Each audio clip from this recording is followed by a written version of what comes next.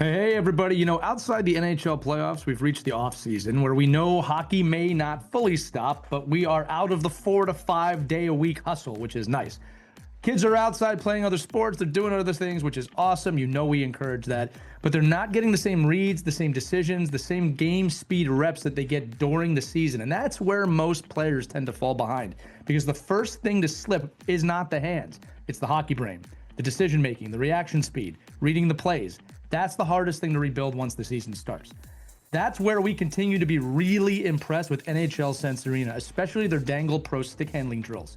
It's not replacing ice time. They definitely deserve the break, but it's making sure your kids stay sharp when they're not on the ice. So they come back ready and honestly a step ahead. Right now, they're offering an off-season pricing for $299 for the year. That's less than $1 a day, and you can get up to 4 profiles, so all your kids can use it. It's got hundreds of drills, training plans, game modes, everything. If you've got a goalie too, like I do at home, May is goalie month. There's gonna be weekly prizes, giveaways, even custom painted masks available. My kid is really excited for that. And as always, you can use the code OKPH to save an extra $25 off your purchase at any time. Head over to nhl.sensorina.com and take a look. You will not regret it. If you want your player coming back confident instead of catching up, this is a smart move, as well as listening to this episode. So let's get you into that right now.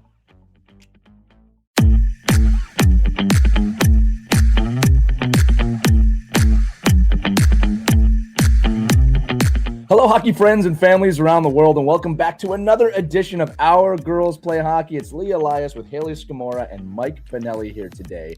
And we're doing another fantastic day in the life episode with Haley today.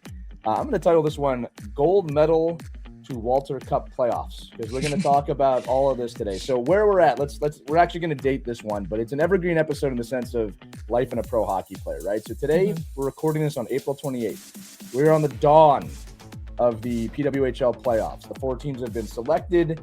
We're going to talk all about how that selection process goes, how Montreal, the Victoire, finished, obviously the team that Haley plays for, and how this postseason is going to go. I'm actually really excited for this one, Haley, because we've talked about so much stuff this year about the preseason leading up to the Olympics, winning the gold medal in the Olympics, getting back to the regular season, now the conclusion of the regular season. It's a pretty cool time to be alive. So let's start there. All right. First off, big congratulations. Montreal clinched first place over the 30-game season. A lot of hard work goes into earning that position. From inside the room, let's just start there. What does finishing top of the table actually represent?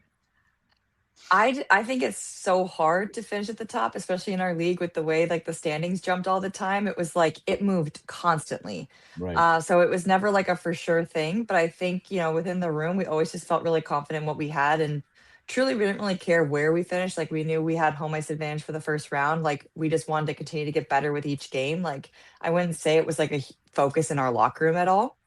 Yep. But obviously, we knew we just needed any sort of win against Seattle to get first place. And so we were definitely excited. I think it showed like all the hard work and dedication we've had this season and our consistency throughout the season. I think especially with like a shorter season, in order to get first place, you have to be winning a majority of the time the whole season. Like you don't really have like a ramp up period, right? Like in the NHL, they kind of have a little grace period, like first 10 games. Like for us, that's the third of the season. That's a great point. So we really have to be like on it like all season. And so I just think it's a testament to that. And it's definitely something we celebrated. But now we're like, all right, next step, round 1.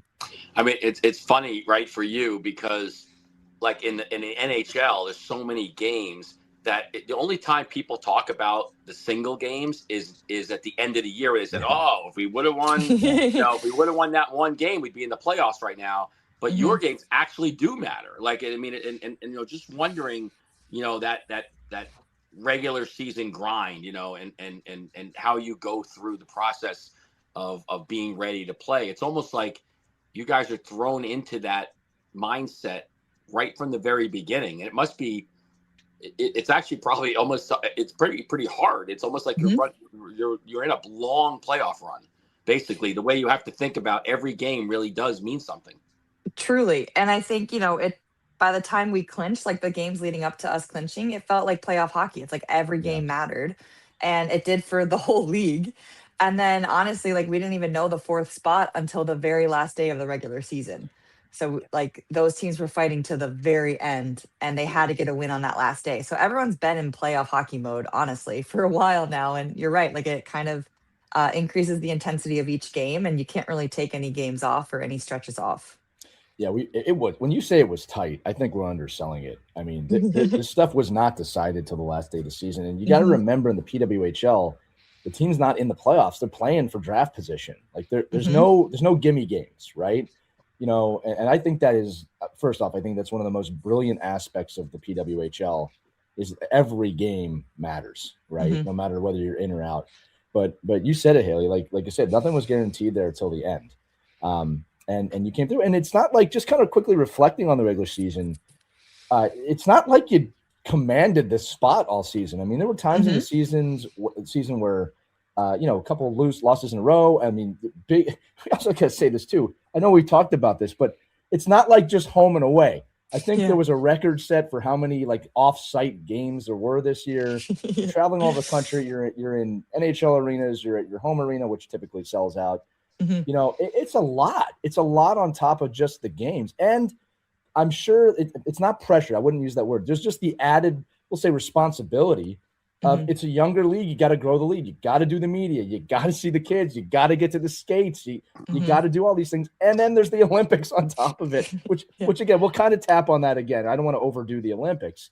Yeah. But I mean, have you ever experienced anything like this in your life? This is a first for sure.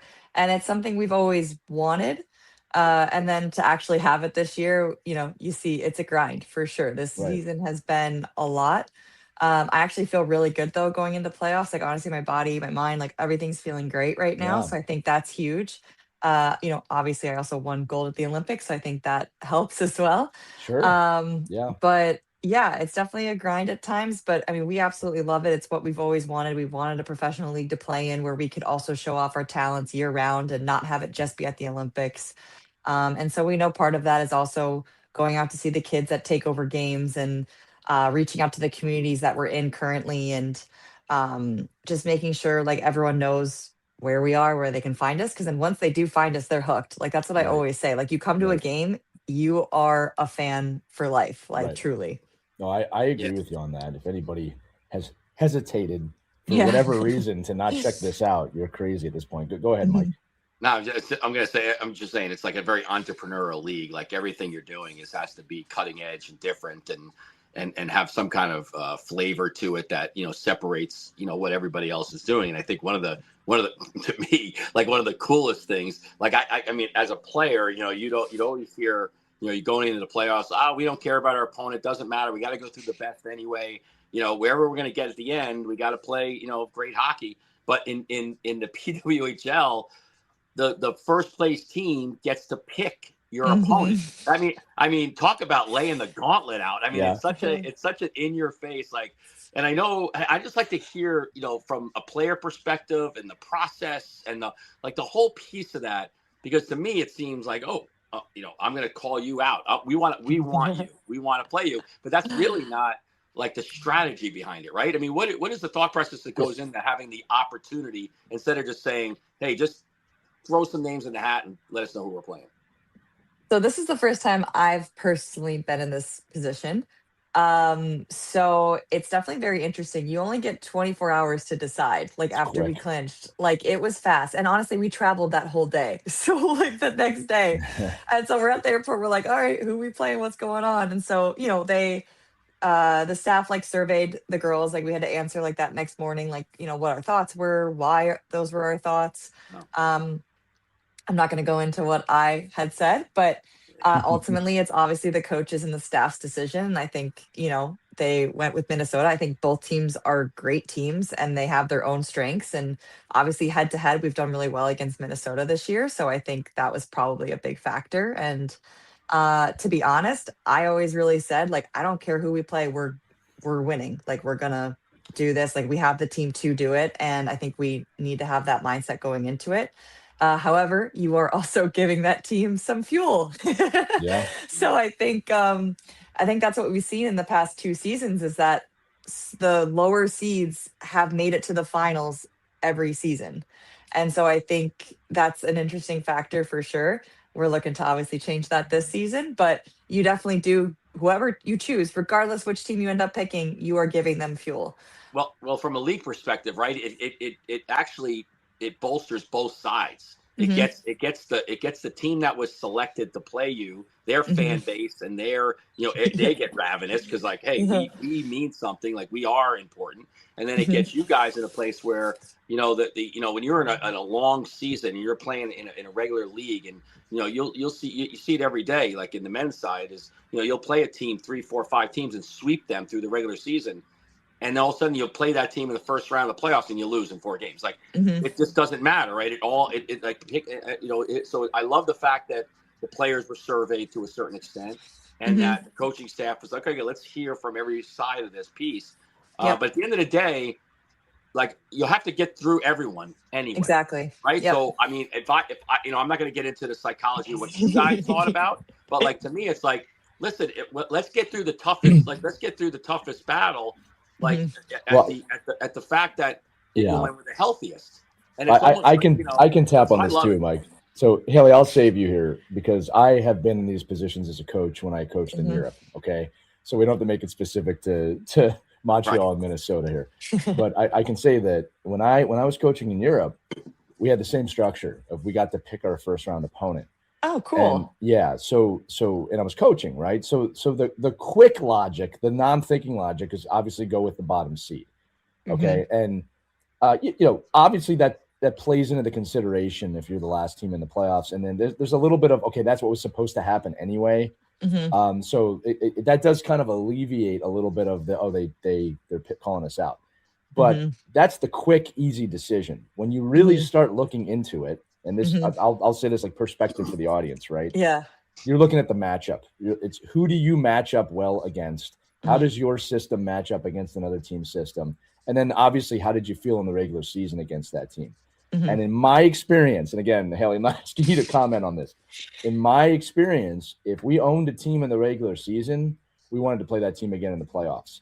And even though, Mike, you mentioned it too, it feels like, there might be a mental edge. I actually found, and this was proven in our victories, that and I'm going to use the word kind of ownership in the regular season over a team carried over into the playoffs. Mhm.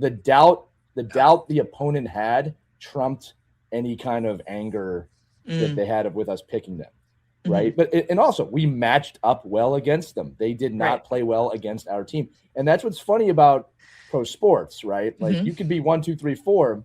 Sometimes there's a team lower in the standings that just plays you well. Yep. All right, and you don't want to play them. Yeah, and we again, can do a whole show, I think, on the strategy of this, because I think there's so many nuances. I mean, it's a really amazing thing when you start thinking about it from a organizational and coaching perspective, not only about matchups, but about health, about like if you knew you have a player coming back into the system in 2 weeks, but they're out now, maybe you wait and you try to match that player up against somebody. Like there's so many different nuances to the choice, which is really kind of cool because it gets people like us talking about it to a point where like this is so interesting. I mean, I heard him talking about it on on Sirius XM on the NHL show at length, like breaking it all down, talking about the women's hockey and why they're doing this, and actually some of the cool things about it. That it's not, it shouldn't be like this novelty. It should be like, hey, wow, that's a really thought-provoking piece of the way they're running their league. And I don't know. I think it's great. I think it's we'll see how it works out. But I think it's but I think it's a great thing to debate. It's almost like when do you pull your goalie or all that kind of stuff. Like there's all these debates that it's a really be cool to sit in a room with all the coaches at the end and say, okay, what was the thought process about this and what made it work and didn't work. Well, I always joke too, Haley. You'll appreciate this. It inevitably, and this isn't a bad thing, but inevitably it comes to, can you imagine if the NHL did this? Can you imagine if, and I'm like, yeah, but the PWHL does it. So you don't have to worry about that scenario, right? They're doing it. But yeah, look, just to kind of close the loop on this, it is a very in-depth thought process. You can overthink it too, but just for those of you listening, and I'm not making this specific to Montreal and like Ottawa, for example, but it's like, look, if we come in first and the team in fourth has owned us all season, I don't want to play them, right? No. So and again, like that's not what happened here, but I'm just saying, like that's you think about things like that, right? The other thing too is, and I'll kind of this is me being more of a PWHL fan, but like you're going through Boston or Minnesota at some point. Yep. So it's Yep. like it doesn't matter. Like you said, Haley, you're gonna have to go through these teams at some point. Yep. Minnesota, the back-to-back reigning champs from the first two seasons. And then I'm gonna kind of transition here to the next question. Yeah. Whoever you play, you've got Team USA teammates. You play, right? It's like you're going up against Heisey like right away. It's amazing to think about, right? And and I find that fascinating. So this is where I want to go now. All right. And I love these day in the lives because we talked about this months ago. At the start of the season, you talked about how great you're feeling right now, which I love for you. At the start of the season, you didn't know. I remember you were like, "We'll have to see how I feel." So look, timetabling for everybody. It's April. What a gold medal! Like one of the greatest moments in history, hockey history, in February. Right. A few months later, now you're getting ready for the Walter Cup. I don't even know how to think about this, right? You had to get yourself in a playoff mentality for that tournament in Italy. Now you're doing it again, right? I imagine you could easily fall into the trap of, well, I won this year, right? And I know you well enough. You're not doing that, right? So how are you staying present right now with everything that you've had so far this season? I mean, just being with my Montreal teammates has just been so much fun. We've had such a great season, and I think we've been having fun along the way.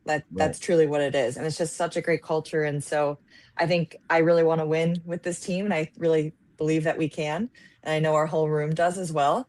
I think, we're built different this year. I think you can kind of feel it in the locker room, on the ice. I think we have what it takes. And so we're all super excited. And I think everyone's been contributing and we all believe everyone can contribute. So I think that's been a huge factor as well. And I really want to win for this organization, for my teammates, for the community. Like the Montreal fans are unbelievable. Like they are so loud. Every time I go on the ice, I somehow am like, they're louder today. Like, how is this even possible? Like, so I cannot wait for playoffs. Like the first game, they're going to be amazing. I get chills every time.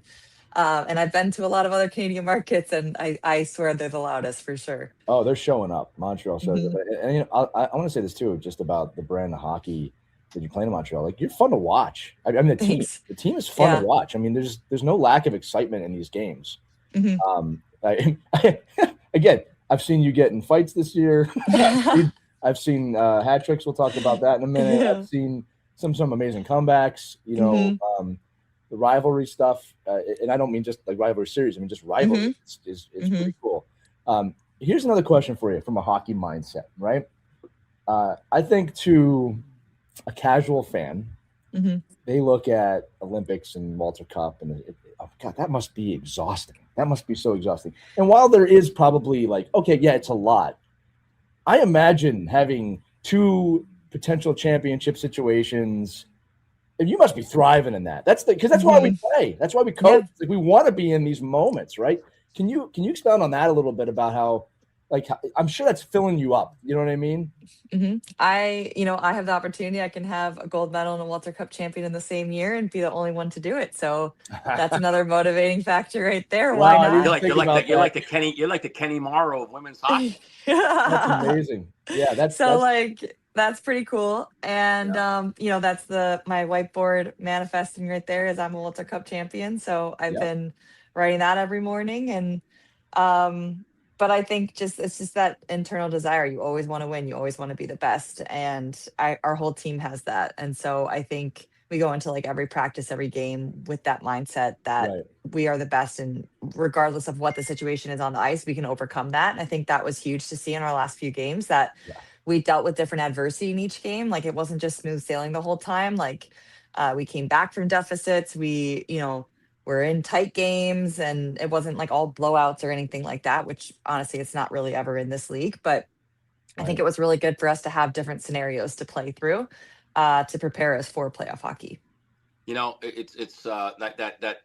So I'm wondering, not to take it off your day in the life stuff, but really leading up to it, like at the youth hockey level, a lot of times we're like the kids are playing for championships like every weekend. Yeah. Like, you know, it's Yeah. just like, you know, you went, you know, you're going, and, you know, again, I think when you're at your level, right? I mean, rest is, you know, when you're dead, you'll rest. I mean, the fact is, like, right now you're playing, you're like, I'm playing, like, this is what we do. Yes, it's painful. Yes, it's tiring. Yeah, but it's like, yeah, but it's not as tiring as not playing, Right. and not, you know, not wanting to perform and get to where I want to get to. So I'm thinking, like, what advice would you give to like the youth hockey players to sustain that level of ability to stay on top of your game? Like, you win a you know, a CCM invite championship. You're like, all right, we won the championship. The next weekend you got to win the Rose Series Invitational, and then the next week, like, there's always championships. And I think, is there a way to kind of reset your mind and say, hey, that was awesome and that was a great opportunity, but now we're just kind of now I'm moving on to the next thing because it's another you know, rung in the ladder to climb.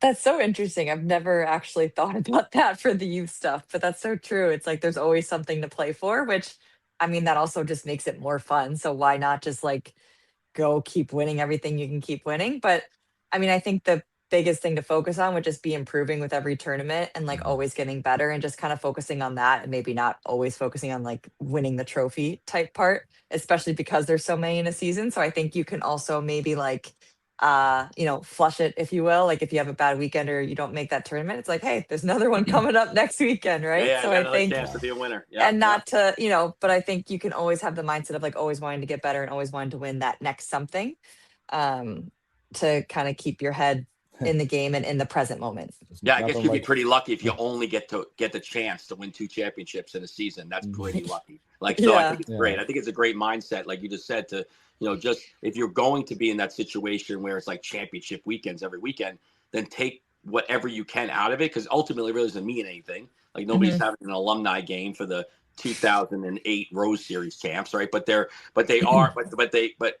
is the mental piece that you can learn from that experience and to transfer that as you move on to your game. I love it. Exactly. It's nothing like winning that summer league in the middle of July in a really bad design jersey. Haley, I'm going to try and weave together a question here that making me think about, and this is both for the youth and kind of the pro level stuff, is I always like to talk about sustaining excellence. Okay. And one of the things I think youth players miss a lot is at the pro level, excellence is an all the time thing. It's all the time: eating, sleeping, how you take your garbage out, how you make your bed. And Mike, to your point, like when you're in a championship every weekend, and, you know, we're exaggerating that a little bit, but, you know, there's a lot of opportunities. I think it gets missed on kids. Like, we just have to win. And it's like, no, you have to build sustained excellence. That's the habits you should be learning right now. It shouldn't just be on the weekends when you're playing. So, Haley, I actually want you to talk about yourself, but also your teammates here. You are the top team in the PWHL. And again, one of the things that I've changed my mind on over the years, when I lived, I'm going to say this again, when I live in Europe, coming in the regular season champion is actually the big championship for most teams in Europe. It's not the playoffs, right? And I hated that when I moved there because you grow up with the Stanley Cup, right? Yeah. But you start to realize that, and you said it, like, the sustained winning to be on top of that table by the end of the season is unbelievably hard. All right. Most consistent team in a lot of different ways, but it comes from sustained excellence. Talk to me about your teammates and the habits that you see that helped this team get to where they are, that are uncommon, that are probably not seen on your interviews and not seen on the screen, right? Yeah. I mean, I would say it comes down to just like the will of the players, but also just like what the staff provides as well. I think we have a great staff and we get a lot of free time on the ice where either a skills coach will come out to work on something or the players themselves just go out either before and or after the practice. Right. And there's always people doing that to the point where it's almost too many people and you have to like find your space to do something. Right. But again, like everyone wants to continue to get better.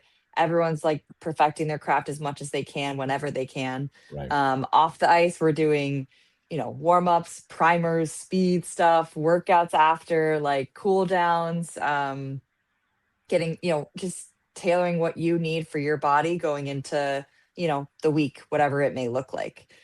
You know, so for us, we had a warm up and primer this morning, then we had practice with free time, then we had free time after practice, and then a workout, and then a cool down. So it's like, and then a mental mindset talk as well with our sports psych. So it's I like love that.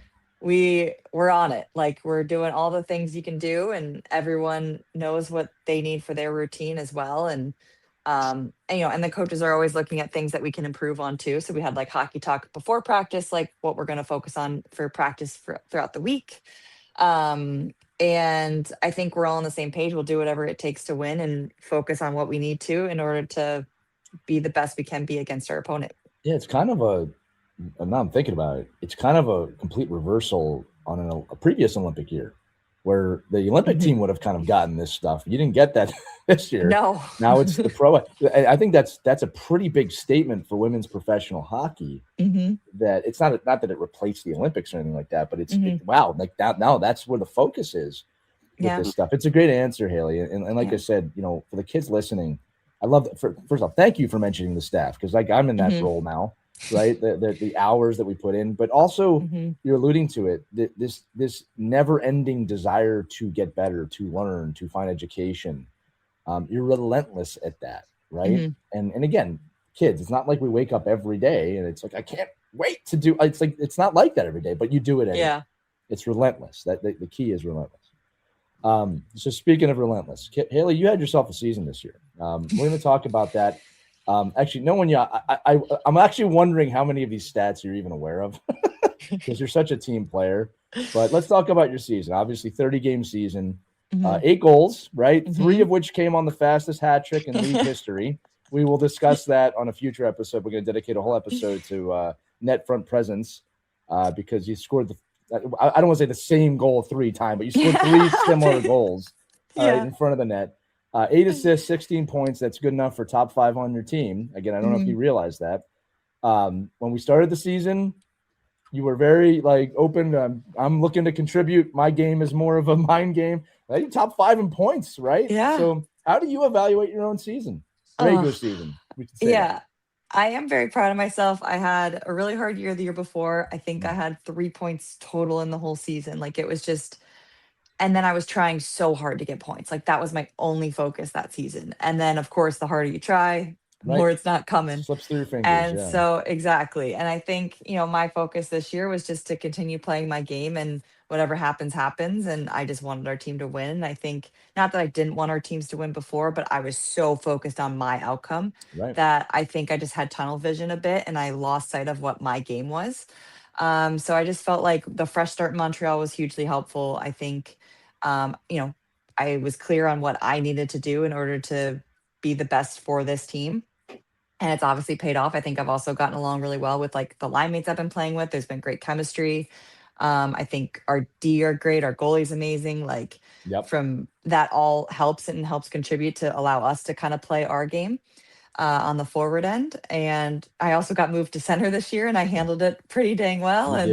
The fact that I've had the most points in my pro career so far in this season, I'm really proud of myself. And I think it's just a testament to just kind of like the change of the mindset, to be honest. Like that's all that really changed. Like I didn't train any harder or work out anymore. Like I did the same stuff basically, but I really just focused on my mindset and kind of getting into a good headspace with that and not feeling like I had to have points to show value. I knew where my value lied, and then the points came after that. Yeah, it's a great lesson for youth hockey players to understand the selflessness of being a team player first, and the rest of it will come. Like, or it won't. Like it's just it's one of those things where if you can accept the fact that you're trying your hardest, you're working, you're doing your job. And, you know, I think it's ironic, right? At the beginning of the year, we're like, well, you know, we described you as like points really didn't matter. Like that didn't define you. Like, and all of a sudden now it's like, oh, it kind of defines you a little bit, right? But, you know, you scored 3 goals in 8 seconds or whatever it is. It's like all of a sudden it's like it starts defining the person who you are on the ice, right? Now, it might not always transfer to goals, but that's still that hunting mentality is there all the time. And I think sometimes it takes that little spurt of, oh, wow, like this eye-opening vision of what you're doing. Like, I do this all the time. It just the puck doesn't happen to go in like that all the time. Like, so it's just a funny thing how when you take the burden, because we see it so much, right? We use players on the bench that like, if they're not scoring, they're not happy. And if they're not contributing in with points, like they're not showing value. So can you just talk a little bit about before you went on this historic point run, like what was the messaging you were getting from your coaches that kept you in a great mindset and a great place to say, like, hey, I know I'm contributing, they're letting me know I'm contributing, like the other stuff will come. I think what was huge is like they focused on things that weren't related to points. So it's like defensive zone play, battles won. I think there were maybe times where maybe I wasn't getting points, but you know what? I was in charge of stopping the first line on the other team, and then they didn't get any points. And so I think that's also a big factor to kind of focus on and take pride in as well. And then if there were games that we did get points, it was because of our teammates and everyone who contributed in that sense. And so I really think it came down to like our coaching philosophy, our systems, and the culture in the room, to why it was just so easy to like kind of keep playing my game and do what it took to make the team successful. And so if there was a night that I didn't get points, I wasn't hard on myself or worried about it. It was just like, hey, we won, whatever it takes to win, I'm good with. And I did my job out there. I know that I played hard defensively. I created opportunities offensively by my hunting style of forecheck. And I love that term. Yeah.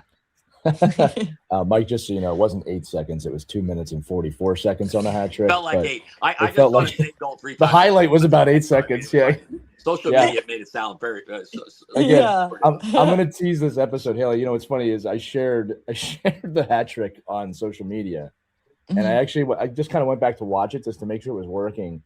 And 2 of the plays started so similar. Yes. That I actually was like, oh, identical. Man. Yeah, I was like, oh, I posted the wrong one. And I had to watch it. It's like, that's not, it's the same. It's the exact same play. I mean, which is wonderful. But I love that you said that, kind of hunter style, just building on this again in your mindset. Kids listening, good things happen when you go to the net.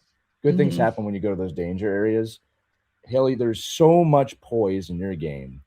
And the timing about how you get there, and again, that's what you focused on, and you were rewarded for it. Now, here's another thing I wrote down, and this is what I love about you. All right, I felt like at the beginning of this season, the PWHL season, and the Olympics, there was kind of this question. It felt like of where do we put Scams? Where do we put her? 13th forward, right? Like even coming into Montreal, from you, there was look, I'm going to contribute. But I don't really know where I'm going to be. I remember that. And by the way, for the listeners, it was like, I'll do whatever I have to do wherever I'm at. We've got to explore this because you have willed your way to being prominent on both the Olympic team and this team. And I think it's important because kids listening, coming, I don't know where I fit on this team. That can be a huge downer. All right. You willed your way into a position of not just importance, but you are contributing massively.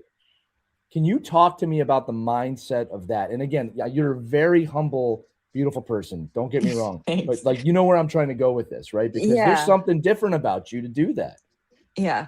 I think with USA, I definitely was still the 13th forward, but my mindset with that was always just like, I know my ice time is limited. I'm going to go out there and do what I do best for whatever ice time I get, because clearly I will have the energy to do that every shift, I have no excuse. I can give 100% of what I've got.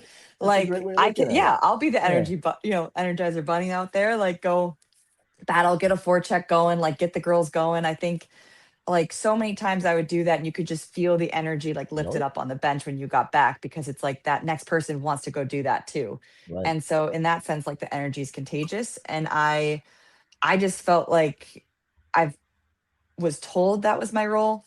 And I think that made it super clear. And I was like, okay, let's do it. I'm down, whatever it takes. And then with Montreal, I was kind of I knew what my season looked like before. So I wasn't expecting to be put anywhere super high up in the lineup chart or anything like that. But I also knew what I was capable of. So I just kind of kept my head down and kept working hard and kept focusing on my game. And I think my game spoke for itself eventually. And then that's how I got moved to center because of my defensive zone responsibilities. And And then I was also working on being poised with the puck and being able to manage the puck better. And as a center, you really do need to do that, especially in the defensive zone, to break out pucks. And so I think that's really helped develop my game too, and kind of given me more confidence, because you have to have confidence to carry the puck out of the zone. And I think that's been huge for my game. I think that's actually kind of helped me elevate my game a bit in a sense, because as a winger, I was always just chipping it out or like winning those battles, which is also Yeah. very important. But that centerpiece is a little bit different in that sense. And you kind of have to have a little bit more patience. So I think it's really helped develop my game in all zones, honestly. And and it wasn't like I was looking to be moved in the lineup. I just wanted to bring what I knew I could bring to the team. And it just kind of eventually led to that. Where now I've been like first or second line. Like obviously with Pooh out, I was helping out more first line, but now like second line, I would say. Yeah. Um, And special teams. but again, don't and downplay that. yeah, Yeah, you're on the yeah, special and teams a power lot. play and penalty kill. Yeah. And I Yeah. love my penalty kill. So Yeah, that's that's my obvious. favorite on USA and with Montreal. But and definitely with USA, that was obviously a huge role that I took a lot of pride in as well. And so yeah, I think it's just owning your role, whatever it is, and it'll make the team better if you do that. Like otherwise, you're like the downer on the bench that's bummed about their ice time. It's like no one wants to Right. hear that or deal with that. Like, and you can still have an impact with limited ice time, as was shown. Oh, so all I the think, time. yeah, Yeah, I think coaches value that so much too, because on their side, right, not really the player side and not caring about your side so much, but caring about like, oh my God, this girl's going to go out there and she's really going to get these other girls, these other Mhm. women, like really nervous about their playing. Like, oh my, I got to do Right. that. Like, if I'm not doing that, like I'm not scoring either, but she's killing everyone out there. Like, and I think but that's the people you need on your bench. Like, you have to have those people. And Mhm. I think, so my question really would be, and it's kind of it's a little different, I think, with your league, right? Because we talked about how you're playing such a shortened schedule already. I Yeah. mean, Jesus, 30 games. You're playing less than most youth hockey teams. It's Like, Yeah. true. Yeah. I think every youth hockey team actually. That's So, very Yeah. true. and as the Yeah. postseason starts now, I mean, do you feel pressure, or do you feel, not even pressure, but do you feel an Mhm. obligation that your role maybe changes or goes back to something that you were doing earlier in the year? Like, how does that work for you? And knowing that, we all know that defense was championships, right? So everybody's role changes a little Unless you bit. got a great offense, then offense Yeah. wins. Well, Sure. that's always my point. I go, I could care less about the defense. If we score 8-7, that might give me a heart attack, but we won. And I think it's just like, I think that, but how do you look in on that? Knowing that it is a different season, there is different expectations, and Mhm. it's each series is a compressed season. So Mhm. you have to look at that differently each time. And how do you deal with that, and how do you prepare for that for the postseason? I think for myself, I'm kind of like, I understand it's like different, but I'm also not going to change my game. I think the only thing I might focus on more is just hitting more, honestly, being more physical, because I think that's usually what kind of gets ramped up in the postseason. And so I think I can always be more physical. I think there's times where you forget you can hit or like things like that. And I just think Who I doesn't can, love that answer, by the way, if you're a yeah. Montreal fan? So I think that'll probably be my main focus, I would say, but also just staying consistent with what I have been doing, I think will translate to the postseason.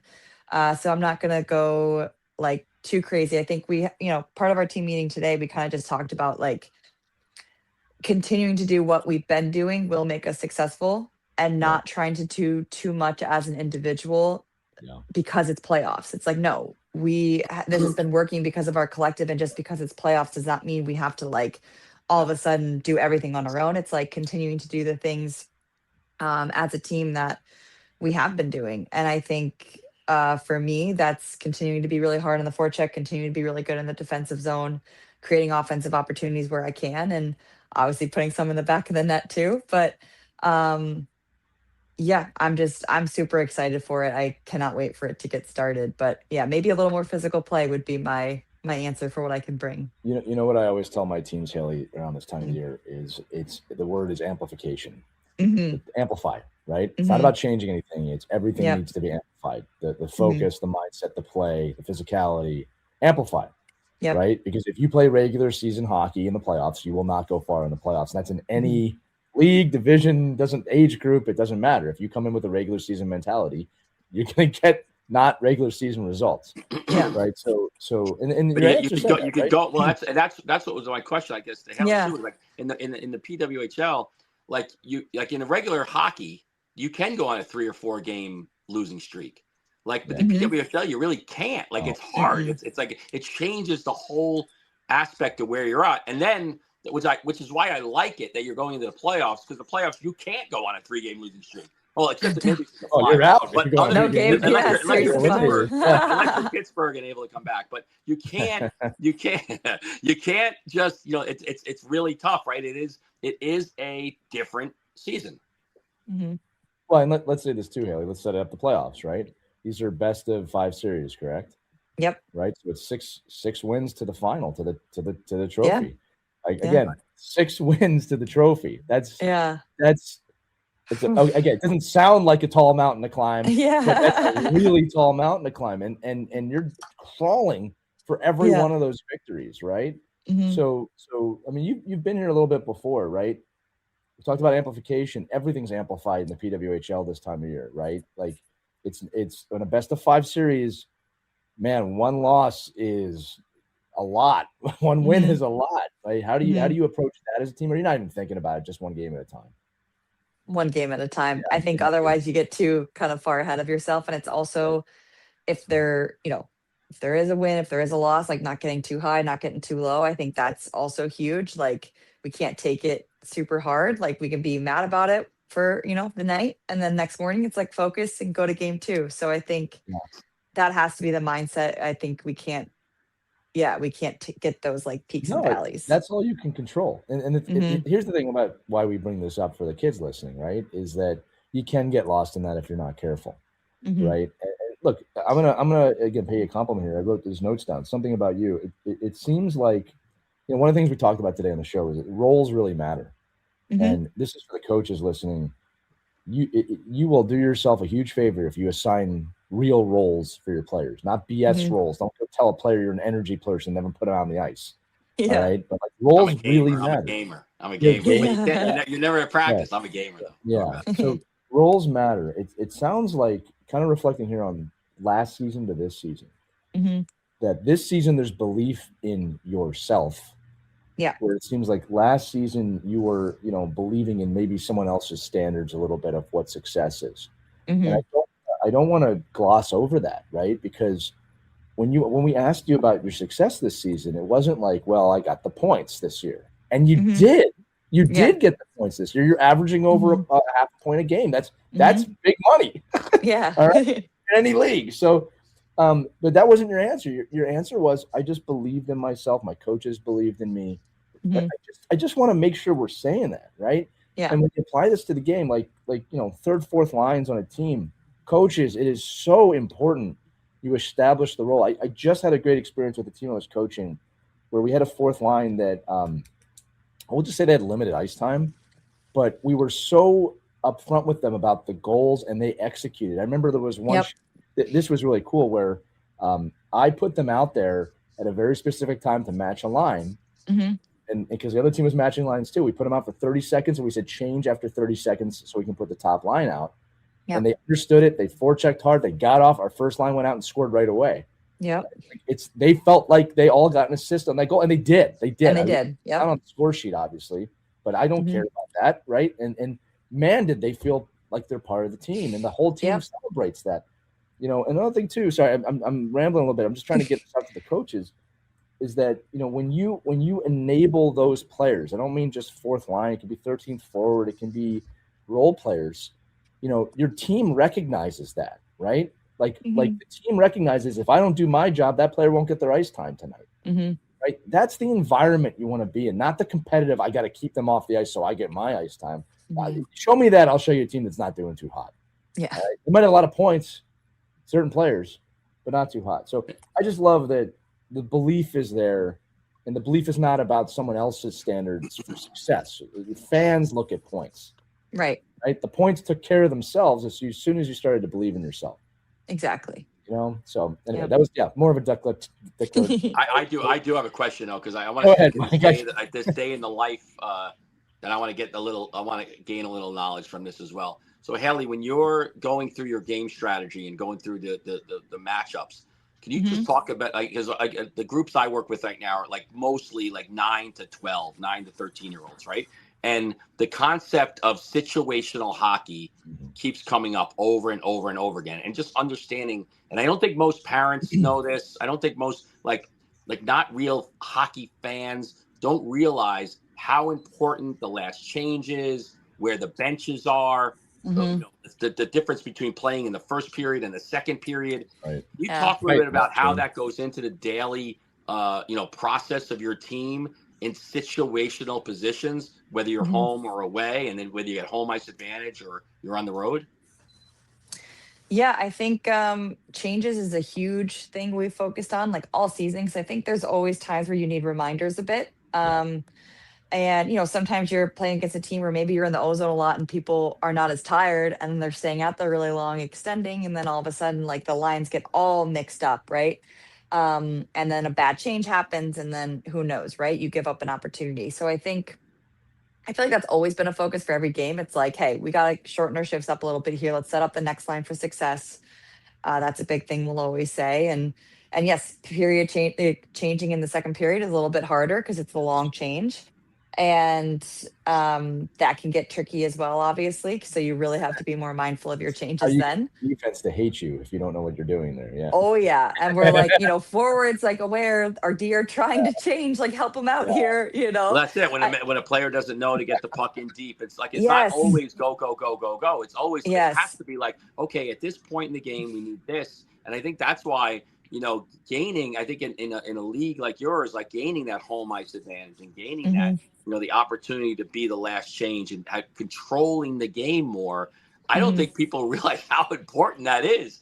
And the strategy of that, especially, you're in a minute left, and, like I love the NHL rule that came up, and I had forgotten all about it, that like if you could choose which side you want to take the face off on, on an icing, and that kind of stuff goes like in a youth hockey coach or a parent, that's rocket science stuff. Like they're not even thinking about that, right? But I think the strategy that somebody has to think about it between the time it goes over the goal line and the time it gets back down to the other end, that you need to make a decision on lefty, righty, what side, who's on, personnel. Like these are all crazy things that happen.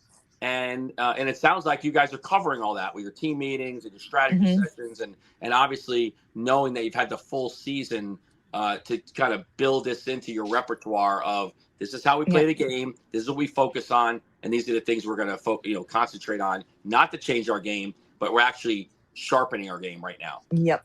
Yeah, exactly. I think it's always sharpening and like always getting better. And I think that's been our focus since honestly, the whole season, but like since we've clinched, it's been like, okay, we are building to playoff hockey. Let's like tighten up on all aspects of our game. So it's been a continuous process.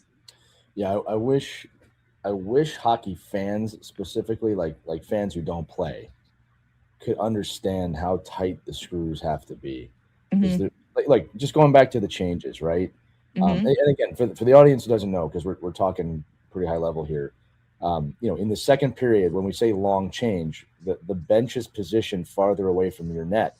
So what happens with the defense is if it takes them more ice to get off the ice because the bench is further away. So if the forwards aren't aware of that, and you make a dump at the wrong time or you turn it over at the wrong time, you very well might not have defense on the ice if they've just changed. All right. So, and we see this in youth hockey all the time because people miss that.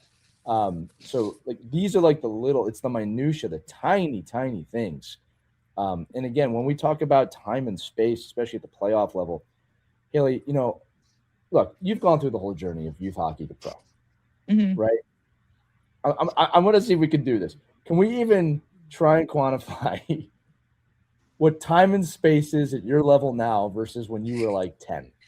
All right. And we'll start with like at 10, time and space is about 5 seconds, right? Like you got about 5 seconds and you have to make a decision, right? What's it at the pro level? I don't even know, like 1 or less than 1 or -5 maybe. It's an interesting thought, right? Because at the pro level, when it's that small, and this is for the audience, like I want you to think about how quickly, not only you have to think, but how small the little things matter when it's a half a second difference, when it's a half a second to make a decision, you've got to have the hockey IQ and the skills in your toolbox to make that decision. So Haley, like you said it earlier, like I'm throwing it back to you. Talked about your poise, right? Like that's not something you snap your fingers and suddenly you're a poised player. Now I will make this statement on your behalf. I believe you are the most poised player in this league. All right. I've been watching you all season. I tell my players to watch you because of the poise that you show on the ice. That did not develop overnight. Talk to me about how you learned to develop that skill set, especially now that you're in the middle. Well, thank you very much. To be honest, I don't know if I want to say it's been this year is probably the most poised I have felt. Sure. Because I think in years past, I always knew I was giving the puck away too fast or just like chucking it when I didn't need to because I didn't feel confident enough to hold on to the puck longer. I think that's where it stemmed from for me. And so in changing my mindset this season, in believing in myself more, in owning that confidence of who I am, I think that allowed me to be more poised with the puck. Cause I'm like, I can handle the puck longer. Like I can create more opportunities for my teammates by holding on to it a little bit longer. And just still being like, responsible with the puck, obviously, and not like making silly turnovers or anything like that. But, and then if they do happen, I have people backing me up. Like we actually just saw a clip earlier. I had a fumble behind our D zone. Like I was trying to carry it out and I lost it. And the girl almost wrapped it around because our goalie didn't see it because it was from behind the net. Thank goodness she still saved it because she's amazing. But, we have backup, right? So it's okay when you do make mistakes, but I've been very cautious about being more poised with it this year. So I appreciate it. No, look, what's cool about what you're saying is this. The skill set was there and built over your whole career. It's when the belief mixed with the skill set that the recipe was there for that to exist. Yep. Right. And that's such an important point for the youth players and the youth coaches. If the belief is not there, it's really hard to get the best out of yourself, out of your players, however you want to look at it. I'm sure you can attribute this to coaching and the mindset training and Nick as well, for that matter, just the way you've incorporated this into your game. And it's not to be undersold. You don't have to be a pro player to start training like this mentally. In fact, the younger you start, the better. Right. So I just think it's amazing. Thanks. So here's where we're at. Again, we're recording this before the Walter Cup playoffs. The next day in the life episode, we'll have other episodes in between, will be after the playoffs. And again, like no matter what happens, we're going to be doing that episode. But you heard it from Haley right in this episode. She's writing it every day. I am a Walter Cup champion. Right. And I love not I'm going to be, not I'd like to be, right? I am, right? That's an important lesson for the kids out there. Mike, any final thoughts or questions before we close this out? No, we wish you the best of luck, and hopefully you don't have to keep getting on all these social media sites and doing all these interviews. I see you everywhere, and I love it. I think, it's great for the game. It's great for you, but I think it's great for people to hear. Like Lee's mentioning, it's just about the poise part and just about your maturity as a player. And I think watching you steward a lot of those other younger players into a time in their life that they've never experienced in being in a pro playoff game. I think and from an Olympic gold medalist perspective and somebody that's already been in the pressure, it'll be fun to watch you perform and watch your team rally around and keep working through the playoffs. Thank you so much. I appreciate it. Yeah, I'm extremely excited. Wow, we love hearing that, Haley. And again, we got to thank you. I know you're a co-host on the show, but I'm just going to thank you for giving us this view into the life of a player. It's a great documentary series, I guess we could say. I love letting people know what we're doing. So, most people don't know what we're doing on a day-to-day basis. So it's nice to be able to share that with everyone. Yeah, well, you're a pro, and we love it. We love you, pro podcaster, too, which is pretty awesome. But look, that's going to do it for this edition of Our Girls Play Hockey, another day in the life with Haley Scamurra, the 2025-26 documentary series, being a champion. Remember, kids, adults, anybody out there, if you've got questions for Haley, send them over. You can email us at team@ourkidsplayhockey.com, or in the description, there's a link. You can tap that, text us. We can text you back. Again, not everything has to go on the air. If you just want to discuss something, we're there for you as well, and we can get stuff to Haley so she can respond. But that's the way to do it. This has been a great episode. We'll see you next time on Our Girls Play Hockey. Enjoy the PWHL playoffs. Find them. It's free to watch. See you next time, everybody. We hope you enjoyed this edition of Our Kids Play Hockey. Make sure to like and subscribe right now if you found value wherever you're listening, whether it's a podcast network, a social media network, or our website, ourkidsplayhockey.com. Also, make sure to check out our children's book, When Hockey Stops, at whenhockeystops.com. It's a book that helps children deal with adversity in the game and in life. We're very proud of it. But thanks so much for listening to this edition of Our Kids Play Hockey, and we'll see you on the next episode.